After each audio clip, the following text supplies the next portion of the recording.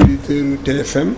di nuyu doomu Sénégal yëpp. di ma beral nuyu man Bami. di la beral nuyu voilà spécial merci beaucoup Boubacar Ba. Je rappelle que yow expert nga en emploi et employabilité des jeunes yaa fi jiite woon office pour l'emploi des jeunes de la banlieue. mu nekk nag une question d'actualité wàllum xëyum ndaw yi foofu ñu daal cee waxtaan donc Chérif Malick Fara ñu tàmbali waxtaan bi. waaw laaj bi ñu koy njëkk laaj mooy bu mu gisee image yi ci bawoo si mooy bureau d'orientation suivi sénégalais de l'extérieur daanaka ci région yëpp am na fa ak ci tribunaux yi ndax gone yi fooy mooy première étape bi ngir ñu am kayit goo xamante ne moom moo leen mën a may ñu déposer muy casier judiciaire bi noo ko gisee loolu image yi. waaw maa ngi leen nuyu Chérif waaye aussi du beral nuyu ndawu Sénégal. bi ma gisee loolu dama xaw a jaaxle tiit si sama réew tiit si samay ndaw ndaxte man dama liggéey si affaire emploi des jeunes bi ma siy liggéey maanaam problème yi amoon si banlieue bi ma def si dossier def si programme yóbbu ko Abdoulaye Wade mu créé office pour l'emploi des jeunes de la banlieue donc projet boo xam ne moo ko bindoon et bi ñu demee ba jëmmi jamono aussi daanaka aujourd'hui ñu wax fukki at ak juróom ñu ñëw ak beneen visage bu bees d'abord Macky Sall jaar na fi dinañ fi ñëwaat tuuti ci kanam mais boo xoolee nguur gu bees gi ñëw dafa am lu mu jaay xale yi li mu jaay xale yi mooy am naa solution ndegam solution sax am na xëy na dañu xamagul fu ñuy jaar war a bokk dañuy yeex si ni ñuy doxalee mais yaakaaroon nañu man actuellement urgence bi tey mooy taxaw def états généraux sur la question de l'emploi et de l'employabilité des jeunes mais aussi xool situation économique ak sociale parce que question emploi ak employabilité mënoo ko créer mënoo ko régler te demoo au fond des choses maanaam situation économique ak sociale bu ma déggee pôle territoire yi dama kontaan mais yaakaaroon ne pôle territoire yi bu ñu si waxee bu ñu ko taxawee rek dañuy jublu si liggéey bi parce que niche d'emploi yi nga xam ne kenn moo war a absorber taux de chômage bi dans sa plus grande majorité foofu la nekk parce que création d'emploi massive la dans les différents pôles mais aussi fixation des jeunes dans leur localité développer de nouveaux types d'activités économiques mais ma xëy gis may wax gis wax immigration circulaire. 250 personnes. 250 personnes Espagne soxla 250. mais 250 personnes lan la sur 200 000 jeunes qui arrivent sur le marché du travail chaque année te 200 000 jeunes yooyu di ñëw sur le marché du travail man xam naa ne fi ma toog di wax ak yow néew ma ne mën nañ leen résorber d'un coup mais pôle territoire yi. bu ñu si jubloo liggéey si ñu ci war a liggéey fixer jeunes yi. parce que localité bu si nekk am na ay réalités économiques tey li ma lay wax mooy bi ñuy wax pôle territoire man maa ngi réfléchir comme ni mu réfléchir ci question banlieue bi sur ce qu'on appelle les zones économiques rurales intégrées la ZERI maanaam localité bu nekk da ngay xool réalité économique yi xool réalité yi fa am que ça soit dans l'agriculture que ça soit dans l'élevage que ça soit même dans le micro-jardinage que ça soit même dans la pisciculture nga organiser jeunes yi fixer leen la nga fay produire dafay am ñu koy dundee mais nga aussi dans les zones urbaines zone économique urbaine et spécialisée nga travailler sur loolu xool réalité économique yi xool jeunes yi nga am aujourd'hui le problème de l'employabilité dégg naa léegi monsieur Abdoulaye Cissé di si wax mais le problème de l'employabilité ne se pose plus au Sénégal parce que lors de ces 10 dernières années li ñu former ci jeunes entre la DER entre le 3FPT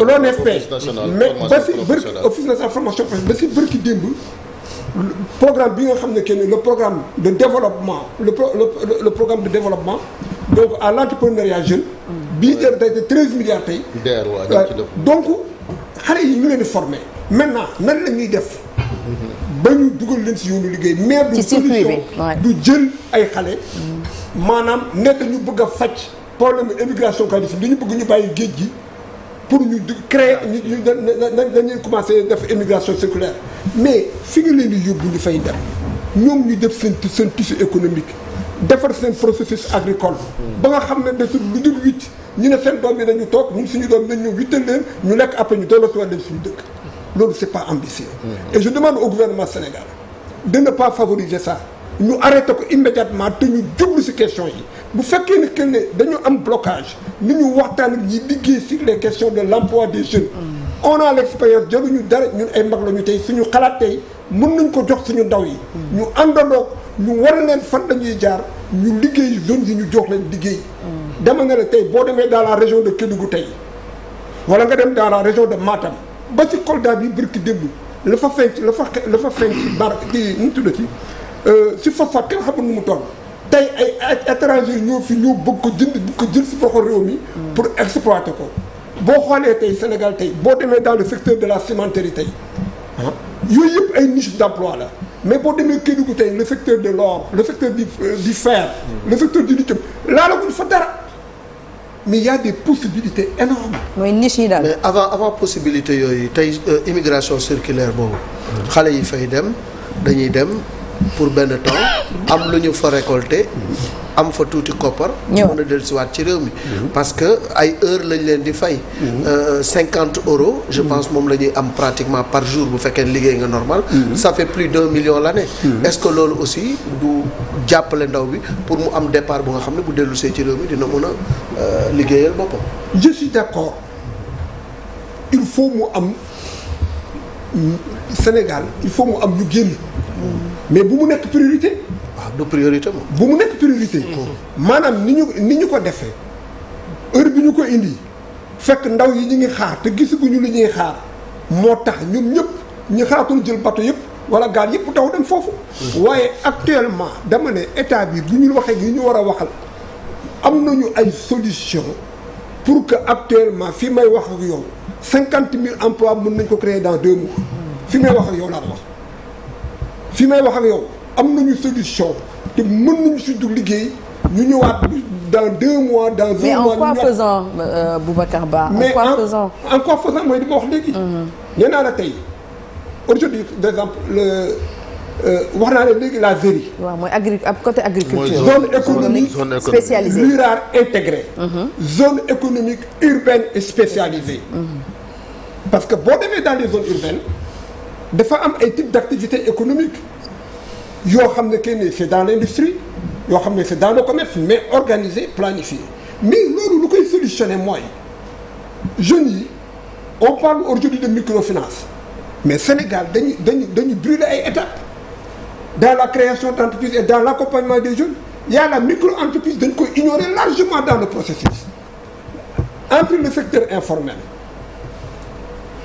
les PME et le PMI mais il y a un grand fossé et foofu la ñu war a viser jël jeunes yu organiser leen accompagner leen on nous parle de fonds quand tu vas dans le secteur minier il y a 5% de redevances que les entreprises minières versent chaque année on te dit il y a 200 milliards au moins yoo xam ne mu ngi jóge secteur minier mais pourquoi mënuñu jël 50 milliards daf ko fonds d'investissement jaglewaat ko ndaw yi nga xam ne ñoo dëkk ci zone yooyu ak dëkk Sénégal ñu réinvestir fi pour devenir de futurs capitaines d'industrie. Moi, je connais des jeunes aujourd'hui, en moins de 3 ans, 4 ans, ils sont devenus millionnaires ou milliardaires dans le secteur. Parce qu'ils ont osé. Mais aujourd'hui, on peut le faire.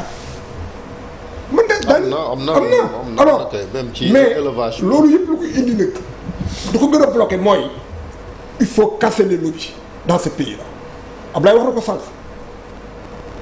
dès que tu vois des professionnels yoo xam ne oui je suis dans la formation ñu jël xaalis jox leen ce qu'on met dans ces programmes-là c'est des fonds qui peuvent destiner à l'investissement. Aujourd'hui l'État doit mettre en place dans tous les départements au moins des centres incubateurs sur la question de l'emploi et de l'employabilité. mais loolu am na mais defoon na ko mais mise à d'abord maison jeunesse yeeg mais eggut ba aussi yooyu yëpp non mais eggut boo xoolee sur les 44 14 mois moom la ñu installé. boo xoolee si 14 yooyu mise en œuvre bi dafa poser problème. mooy théorie bi daal pratique bi mooy parce que on ne met pas les hommes qu'il faut et on ne met pas les structures parce que tey jii tey nu FONGIP nekkee fii DER nekk ko fii dans les différents départements aussi dañ fa war a am ñoo xam benn budget bu tey moo destiné à tel département ñu def suivi bi évaluation nous permettre ñu tout ce qui est remboursé ñu réinjecté waat ko. mais ça c'est un. mais aussi da ngay xam réalité économique Sénégal fan la toll ak fan la Sénégal jëm parce que loolu boo ko mënut a évaluer du mun a travailler sur la question de l'emploi et de l'employabilité. réalité économique mooy Sénégal lan muy vraie ressource en termes de ressources naturelles en termes de ressources minières. mais aussi ces ressources humaines nan lañ ko diviser nan la ñu war a mën a nan la ñu war a mën a utiliser dans le tissu économique national et social. loolu mooy réalité bi aujourd'hui dama ne il faut casser ces lobbies qui existent actuellement dans ce pays-là. on te parle aujourd'hui du patronat on te parle de mais. foofu y a une crise en patronat. mais parce que coow li bari na trop. gars yi ne na alternance am génération. mais c'est la réalité. ndax les mêmes ñoo fi nekk. mais moi je me rappelle quand Abdoulaye Wade est arrivé au pouvoir il avait dit non ne me parlez pas de ce patronat-là. Au bout d'1 an, 2 ans, ils ont créé un lobby, ils l'ont verrouillé au niveau international. Après, Wade était obligé de travailler avec eux. Le président Macky Sall a subi la même chose. Et c'est les mêmes personnes. C'est 4 ou 5 personnes qui tiennent notre économie. Et pourtant, quand vous allez dans ce secteur-là, vous avez au moins plus de 300 organisations patronales dans ce Sénégal-là. On n'a pas que de 3. Et ces nouveaux leaders, ces nouveaux champions qui sont sortis de terre, qui travaillent, qui gagnent leur vie, qui emploient des gens qui jeunes et qui sont jusqu'à présent étouffés. nañu bàyyi foo bi Sénégal chaque année ñu organiser benn soirée de gala. mais vous monsieur Ba de l'entreprise on encaisse 200 millions. non lu muy wax laay étayé nii parce que j'en avais parlé ak benn président association patronale dama ne ko PME yi xale yu ndaw yi la ñoom la ñu war a léegi pousse parce que il faut quand même que la relève soit assurée et qu'on puisse quand même étoffer un peu les associations patronales mais même boo amul caution doo si bokk en fait ci yenn kii fan nga jëlee ay 10 millions 20 millions yooyu joxe de pour bokk ci par an parce que on te demande une cotisation mensuelle de 1 million 500. boo dugg ñu aujourd'hui d'arriver dans le secteur minier on veut parler de la chambre des mines qui entend parler de la chambre des mines au Sénégal c'est juste au nom je suis désolé ils vont m'attaquer demain garaaw mais je vous dis la chambre des mines qu'est-ce qu'elle apporte au Sénégal c'est un lobby qui favorise des investisseurs étrangers. Et ces investisseurs étrangers, les seuls bénéficiaires dans ce pays-là, ce sont ces 4 ou 5 Sénégalais qui sont dedans. Et pourtant, il y a de jeunes Sénégalais que je connais moi. Qui sont des champions. Allez-y dans le mais yaa ngi wax waxu mine image yi tribunal d'instance Tambacounda boo xoolee on a l'impression que cour de lycée Mame Cheikh Mbaye la alors que tribunal booy casier judiciaire la wut te foofu quand même y a Kédougou zone minière soxlawutoon sax ñoom ñi buñ amoon pexe ci ñoom soxlawut sax ñuy dem naan dañuy wuti casier judiciaire ngir dem Espagne. mais immigration sax Tamba la gën a la ëppee. waaw zone boobu beaucoup de mi ngi nii ñii tey te Kédougou fa ñi presque ils sont assis sur de l'or ñii ak toolu banaan yi aussi kilifa ga fa nekk mooy Sall le roi du mooy le roi de la banane. de la banane pardon waaw moom it côté boobu la nekk. donc di fa def lu am solo.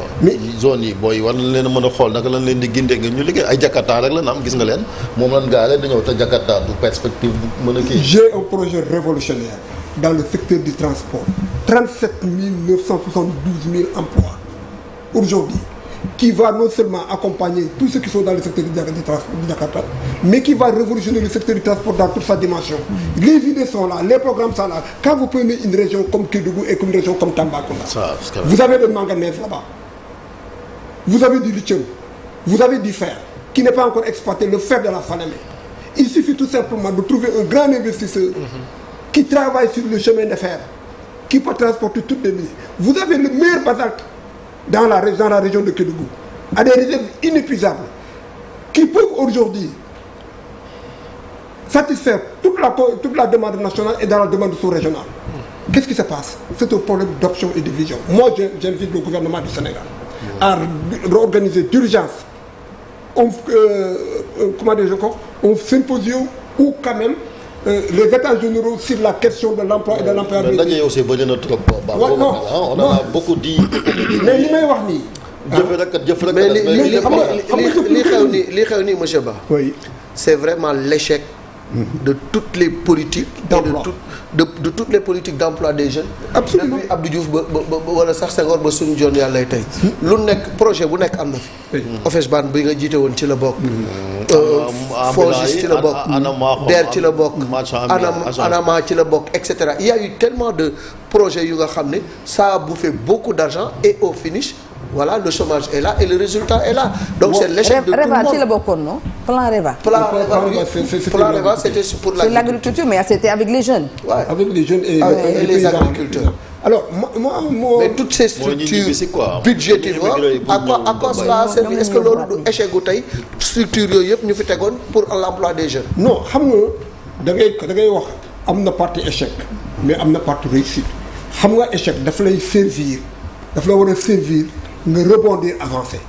OFEJBAN bi ñu koy créé Abdoulaye Wade créé ko maa ko créé man maa ko bind maa ngi taxaw Sénégal ñëpp di ma dégg maa xool la situation de la banlieue ma def un programme sur les banlieues du Sénégal bu ñu xoolee programme bi ñu xool ne programme boobu c'est un programme à haute intensité de création de main-d'œuvre loolu moo indi pavage au Sénégal man ak Ibrahima Ndiaye Ageroute ñu travailler sur le programme de pavage mu dem Union européenne ñu financé 18 milliards pour ñu démarrer pavage ñu jël programme pavage boobu démarrer ko yóbbu ko Kolda yóbbu ko Ziguinchor démarrer ko fa ak une partie à Dakar bu ñu fa jógee ñu xam ne banlieue bi ñu fi naree liggéey le programme là avec les inondations là ça va demander beaucoup d'argent.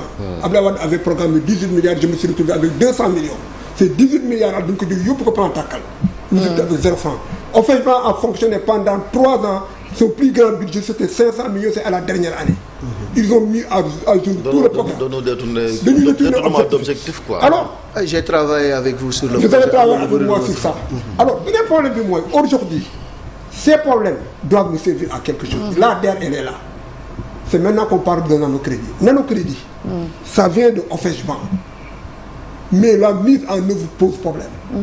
Parce que dañu ne woon nanocrédit bi boo koy jël di ko mettre en œuvre dafa am ñoo xam ne Sénégal dañu soxla financement 50 000.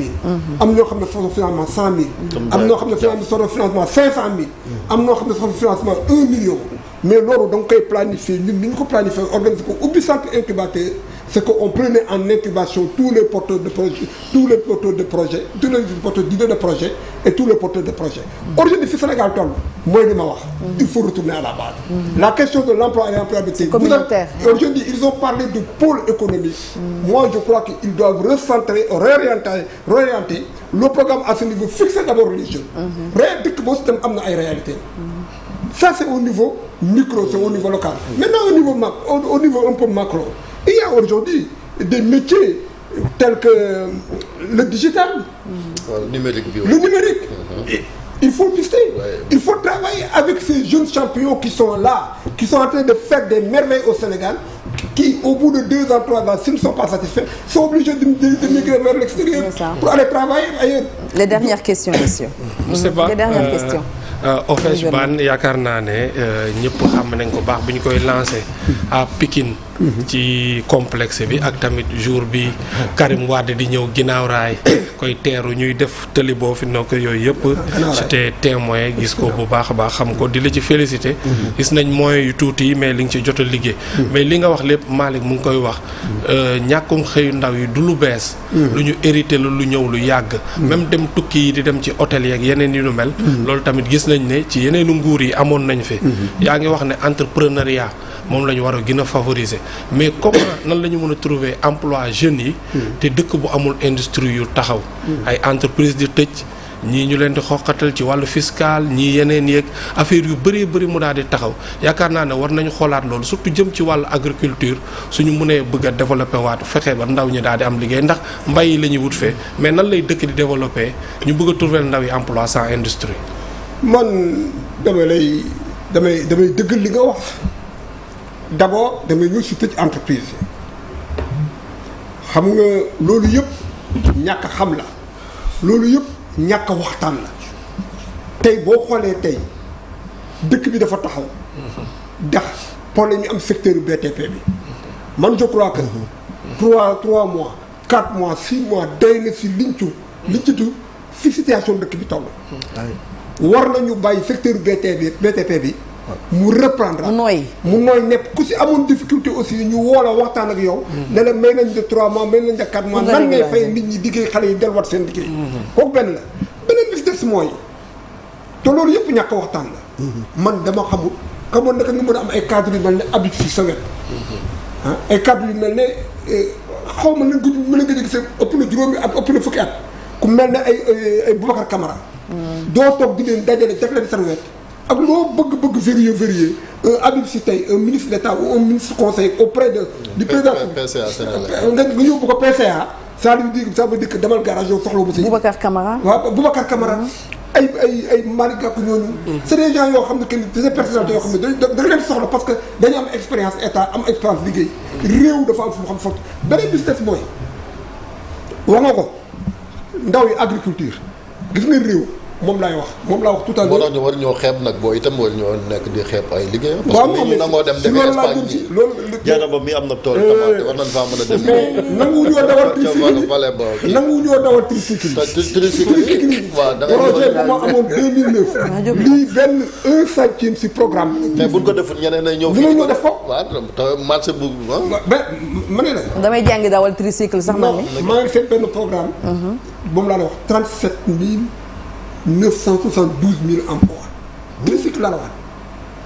te moo sécurité sax. cag daf fiy jóge gis nga borom taxi yi dañuy dem bay daw taxi tricycle climatisé dans le BTP tricycle daf fay dem dans les champs dans le monde de l'agriculture tricycle daf fay dem tricycle ambulance avec un programme de 1500 tricycle ambulance yoo xam ne village kenn dootul daw di transporter xale jigéen ci sareet tricycle ngay jël te tricycle bi lu mu cher 2 millions 800 lay jar.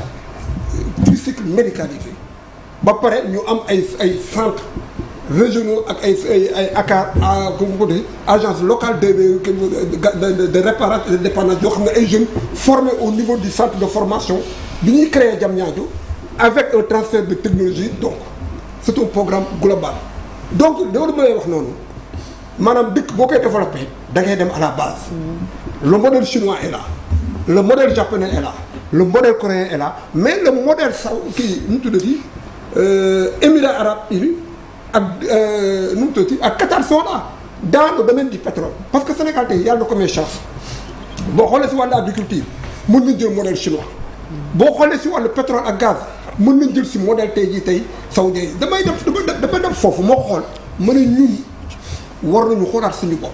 mais réew yooyu en 1960 daanaka ñun ak ñoom. ñoo départ woon. 2000 à Dubaï c'était un décret qui venait avec un terme de 2000 à 24 ans aujourd'hui on a le pétrole am nañu or nañu jël ndaw ñi ñu former leen jàngal leen si li nga xam ne kenn ne moo am si réew mi si koom-koom yi nañu jël xale yi ñu yóbbu leen si àll bi jox leen si xale boo si gëm nga dig ko ne ko aménagé nañu fii def nañ ci programme d'habitat ñëw benn dëkk bu nekk nga dem fa nga jëm fa jël fa 25 hectares defar ko mu leer ko ne kii am na terrain ñu fexe ba mu am lu muy liggéeyee foofu mais ñu fexe ba aussi Sénégal am usine ciment boo xam ne sénégalais yi ñoo ko moom mënuñu am vraiment am 24e 5e usine de ciment boo xam ne ay marocains ñoo ko moom encore. am na fi kay. non moo war a démarrer. le ministre de l'agriculture la Mabouba. ah mais suñu ciment nag moo gën a yomb si sous-région bi tamit. waaw mais ñun ñoo fi am 4 usines yu fonctionnent. waaw am na ñeent war naa yomb kon dafa war a gën a yomb. dafa war a gën a yomb. je disais dans le domaine de l'agriculture. avec les taxes, ce sont les dernières questions, messieurs. Dans le domaine de l'agriculture. Moi je trouve que dans le domaine de l'agriculture. non pas am na bu bees bu. CIMAF c'est CIMAF. waaw dama ne dans le domaine de l'agriculture. wax dëgg yàlla war nañ ci mun a créer. emploi yu bëri pour les jeunes. je vois le ministre de l'agriculture Mabouba Diagne il a des idées. beaucoup d'idées ci projet yi nga xam ne moom voilà baax na trop waaye pratique. non Mabouba dafa kii sax moom dafa débordé. mooy les projets de domaine agricole. suffisamment diagnostiqué tout ça bu ñu ko valoriser xale yi mën nañu bay fii au lieu ñuy dem di bàyyi li keneen. gis nga monsieur Thiandoum Sénégal tey li mu soxla pour emploi des jeunes ñu réglé ko mi ngi fii. on a des niches d'emploi. on a de l'argent pour ça. parce que économie biy biy génnee xaalis li muy génne dafa am lu camp boo xam ne dañ ko war a compal jëmale ko si xale yi. la DRT bi élève bu pouvoir bi ñëwee ba léegi yaa ngi dégg barki démb seen directrice générale bi. mu naan 5 milliards. 5 milliards depuis 9 mois lan la mën a régler sur la question de l'emploi des jeunes. boo mënut a régler dara nga jël 1 milliard wala 2 milliards dem déposer ko. uti ay fonds mu nekk garantie nga ñëw financer jeunes yi encadré ba pare ñuy rembourser par force. parce que xale aussi nit ko ci mën a ci loolu la nekk nag maanaam remboursement mais pare nañu. enseignants yi tamit pare nañu bu leen tax waa régie dóor ma. pare nañu dernière question. waaw non dernière question bi mooy. dernière question. waaw da nga ñuy teg pression nii. oui parce que on a appel Seydina Limamou bi on a un programme assez chargé. kon bul ma boole ak Apulaay. mais monsieur Ba dafay desandi ak ñun pour ñu tàggu émission bi xam naa moom mooy nekk sa mot de la fin plaidoyer bi nga xamante ni da nga koy rek daal di amal expert la. bon yenn incongruité yi nemmeeku maanaam régime bu bees dana ñëw continuer ko. alors que mënoon na dagg boo jëlee par exemple. ANPEJ. mi ngi dépendre ci ministère de la jeunesse. alors que ñi ngi am ministère emploi. bu fi nekk mooy bi Abbas jiite est-ce que loolu aussi du problème parce que régime bees noonu lañ daan def mais am nañ direction de l'emploi est-ce que ANPEJ ak yenn structures yi demoon foofu dépendre ci ministère bi nga xam ne dinañ am benn vision ak politique de l'emploi bu leer ñu xam ñi fan jëm. mais mooy absolument parce que man je ne comprends pas ANPEJ lay def ba léegi ministère de la jeunesse. ministère de la jeunesse am na pas un programme de jeunesse. bien précis. mais la question de l'emploi des jeunes. ça doit être géré par le ministère de l'emploi. man ba léegi sax bëggoon naa sax ñu gën a travailler encore ministère de l'emploi et de la formation professionnelle. parce que sont complémentaires. waaw tey jii tey dafa am loo xam ne que ni boo ko defee da ngay indi maanaam problème de coordination au niveau de la question de l'emploi de l'employabilité. il y a des fonds yoo xam ne que ne tey jii tey. ministère de l'emploi amul ci benn emprise ñu ngi logé dans d'autres ministères moo tax ma doon wax ni il faut aller vers des centres incubateurs au niveau de chaque département bu ko defee programme de financement yi nekk ci ministères yi du orienté wu du travailler avec les jeunes au niveau des localités. c'est clair. li may terminer mooy daal que c'est dans ce pays là il y a des champions. il y a des modèles. des jeunes qui sont là. vraiment dañ leen jàppale. da ngay desandi ak ñun Boubacar Ba je rappelle que nekk expert en emploi et employabilité des jeunes moom moo jiite woon office pour l'emploi des jeunes de la banlieue tout de suite la une de l'Observateur et de Record.